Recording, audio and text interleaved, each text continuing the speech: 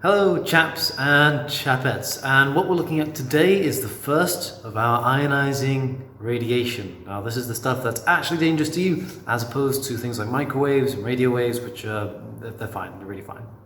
So what we look at first is the alpha particle, and you should know by the end of this video what an alpha particle is and understand the properties of that particle. You should also be able to describe how you detect one, and I'll show you a few techniques on how you can figure that out. There's really only one or two, and well, we'll go from there. What you should do though is figure out what happens when an alpha particle ionizes something, and leave your views in the comments below. So let's go into what an alpha particle actually is. So first of all, you need to know that it is a helium nucleus, and this means that it has 2 protons and 2 neutrons because it's a helium nucleus. It doesn't have any electrons, it's just the inside bit, and it's not really a complete atom in that sense. What this is essentially a chunk of stuff, so a chunk of a larger nucleus which flies away due to various reasons.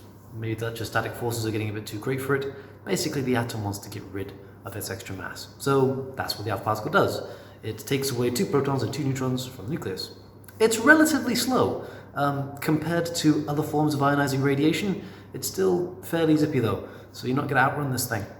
Although you honestly don't have to. It is very, very ionizing, which means that if it strikes something or you get it inside you, it's going to do some serious damage, and that's going to start ripping away electrons from other molecules and other atoms. The good news is though, it's not very penetrating. It means that it's not going to get past your skin. It's not even going to get past paper. In fact, it won't even get past the first few inches of air, or first few centimeters of air. Which means that if the screen you're watching this from now was actually an alpha particle emitter, unless it's right next to your face, you'd probably be okay. So there you go.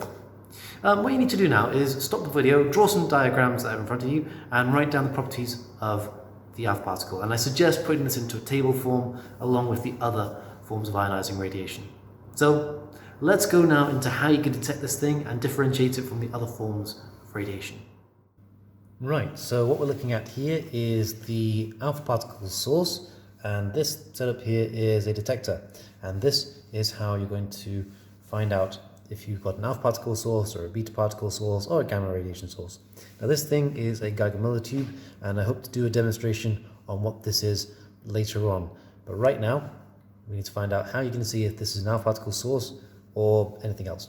And the easiest way is to literally take a detector and move it close to it. Your detector is going to start pinging away and counting ionizing bits of radiation if you bring this thing close to it.